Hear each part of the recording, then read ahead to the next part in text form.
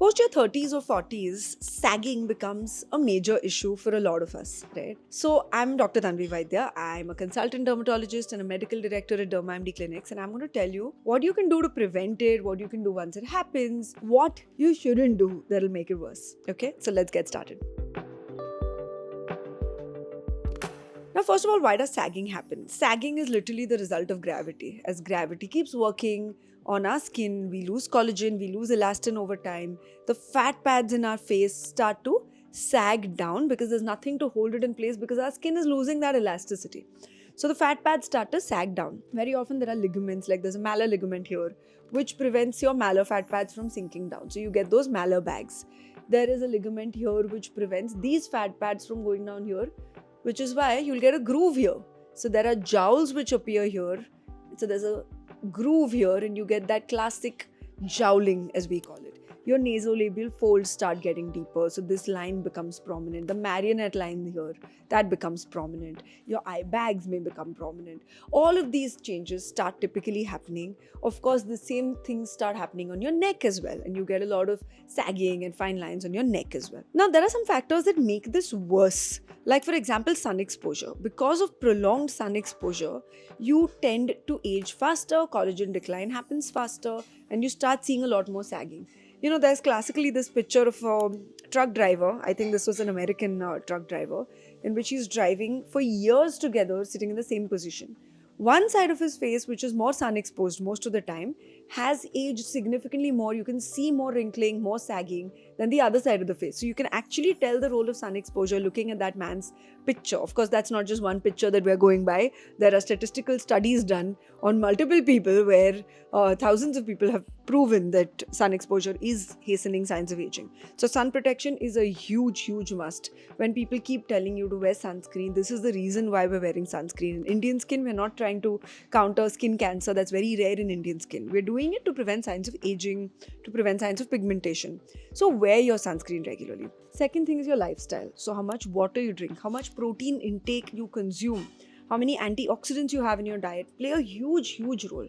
Sugar, dairy, junk food, unhealthy food is eventually going to make you age faster. Excess alcohol consumption, smoking in any form, whether it's vaping, smoking or chewing tobacco is really bad for you. That's all going to affect your skin health and make you age faster. People who smoke also typically see smokers' lines around their mouth, which are those creases that develop. A lot of changes are going to happen. So work on your lifestyle. It is so important. Then, of course, in females, there's always menopause. There's hormonal factors. Post-pregnancy, we age faster. Post-menopause, we age faster. The role of estrogen is huge. The estrogen levels start declining post-menopause and you start aging faster and your collagen production drops. A lot of these changes are going to keep happening. Now, what can you do to prevent it? Of course, as I mentioned, work on your lifestyle, start exercising, drink a lot of water. That's a given. Next, supplementation. If you feel your diet is not adequate, you need to supplement in terms of protein supplements. You don't have to consume a collagen. If you have a protein-rich diet or if you have a good protein supplement, you don't need a separate collagen supplement. That said, collagen is a great protein supplement to consume, which is a mix of amino acids that is going to help your skin. So if you're not on anything already, yes, you can consider a collagen. You can consider a vitamin C and other antioxidants, vitamin E, resveratrol, magnesium to help you sleep better. All of these supplements are going to help you in the long run. Now, of course, don't smoke, don't drink, try to cut down on all of that, don't party too hard, sleep well at night. All of that aside, in terms of skincare, what can you do? In the daytime, start using an antioxidant serum like a vitamin C or a niacinamide in the morning. Layer that up with a moisturizer and a sunscreen. If you feel your skin is very dehydrated, try to invest in a good hyaluronic acid or even a peptide to hold on to that moisture. Use that in the daytime. Of course, sun protection throughout the day as often as you need to reapply. At night, wash your face again. Do your hyaluronic again. Use a good peptide-based moisturizer or a peptide-based serum that will really help to prevent signs of aging and collagen decline. Retinol is a wonderful product that you can incorporate to prevent collagen breakdown and to slow down that collagen breakdown. Retinol needs to be started very slowly. I have a separate video talking about how you can start using retinol in your daily skincare. Start very slow, basically just twice a week, low strength, gradually build that up. It may dry you out, so keep moisturizing really well. All of these things are going to prevent signs of aging. But for signs of aging that have already developed, right? Like if you can already see wrinkles and fine lines and pores and sag, what can you do about it? Now let's break it down into exactly what the issue is. Very often it's just fine lines, just starting to appear. It's a great time to consider skin boosters at this point of time, like Profilo, which are also bioremodelers, which help to build collagen over time. It'll also hydrate your skin, get rid of the fine lines while you have your Profilo on, but also over time build collagen. So once in 6 months, consider getting this done. On a regular basis, you can do procedures like microneedling or a microneedling with radio frequency, which is MNRF, or a CO2. All of these are procedures that keep building up collagen in your skin in the long term. Coming to signs of aging that have already set in. Like for example, if you have a lot of prominent dynamic lines on your forehead, like you raise your eyebrows and you get very strong lines here. You smile, you get very strong crow's feet lines here. You get very prominent frown lines. These are dynamic. If they start happening at rest, that means they're static. Now, when your dynamic lines turn to static, they will over time because you're going to keep using those muscles. Even a Botox doesn't work. So when your lines are dynamic, you can consider doing a Botox. Once they turn static, the only thing to do is fillers. So if injectables are for you, this is something you can consider. If there's a lot of loss of facial volume, like for example, your under eyes have become absolute khaddas, it's very, very hollow, then an under eye filler can be done. If you feel you've lost a lot of volume on your cheeks, you can do a cheek filler. Same thing on the jawline. If you feel your jowls have become very prominent, you can fill the defects with fillers. Now, if you tell me that, hey, I don't want to do Botox, I don't want to do fillers, but I just want to lift and tighten. Now, if there's a lot of sag that's already happening, there are two options for you. One is if you have a bulkier face where there is a lot of facial fat, then you can consider doing HIFU. HIFU is high intensity focused ultrasound, which helps to get rid of that fat and helps to lift and tighten your skin.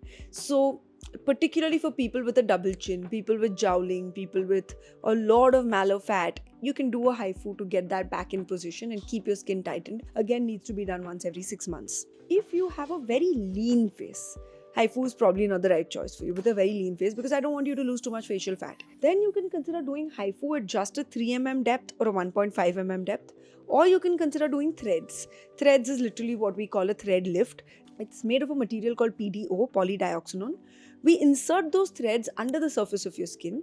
Over time, it helps build collagen in that tract and helps to tighten your skin. Of course, if you want a 100% result, these are not the solutions for you. Whether it's a HIFU or a threads, you can have up to, I'd say, a 50% reduction. Between a 20 to 50% reduction is what you can achieve using these non-invasive procedures. But if you want a 100% lift, then yes, maybe a surgical facelift is what you need to go for. Lastly, coming to sagging on your neck. If you see a lot of crepey, fine skin, Profilo is your guy. If you see a lot of sag in the sense of a double chin developing out here, then HIFU is your guy. But if you see just horizontal fine lines developing, particularly on your lower neck, then threads is what you need to get done. If there's a lot of prominent platysmal bands, which are these muscle bands, which are vertical like this, as we age, sometimes that happens, we can inject Botox into those vertical bands. Now, I know it sounds very scary when I throw off these names of these crazy procedures for you. Not everyone wants to do procedures. Not everybody has to do procedures. It's basically how much it's affecting you, how much you want to do. Everyone has a threshold. Someone tells me I'm okay with a peel, not with a laser. Someone says I'm okay with a laser but no injectables. Someone says Botox chalega but filler nahi chalega. Someone says skin booster chalega but Botox nahi chalega. So it's really up to you how much you want to do. I'm just telling you medically what is achievable, how much is achievable, and what your options are. The next thing that people ask me quite a bit is about face yoga in terms of prevention of sagging. Now, I know I will get a lot of flack for this, I will get beaten up for this because there's so much marketing going on right now about face yoga. I personally love yoga. I have practiced yoga for a large part of my life. My mom is a certified yoga teacher and all of that. But let me tell you honestly, face yoga is thoda scam, okay? The deal is that every time you exercise your facial muscles, firstly, your facial muscles don't need exercise. Okay, what are you going to lift with your facial muscles? Nothing. Why we get wrinkles is like when you keep smiling, every time you smile, your skin over it keeps folding. Those are dynamic lines. But over time, those lines, because of the folds that your skin is constantly subjected to, your skin starts creasing in that manner and you get wrinkles earlier. Now, when you keep doing this and all of those face yoga exercises, your skin is constantly creasing that many more times, which you didn't need to subject your skin to that much creasing. And eventually, you're going to be left with a lot more static lines far sooner. So honestly, you don't need the exercise bit of face yoga. In face yoga, there's a lot of massage in which there's lymphatic drainage happening. So yes, puffiness can reduce, but that's about all that face yoga is going to achieve for you. So honestly, that's not really helping. I'm not saying this because I want you to do procedures. Don't do procedures if you don't want to. I'm just telling you that face yoga does not really help in prevention of aging. Believe me if you like. If you have any questions, please ask me in the comments and I'll be happy to help.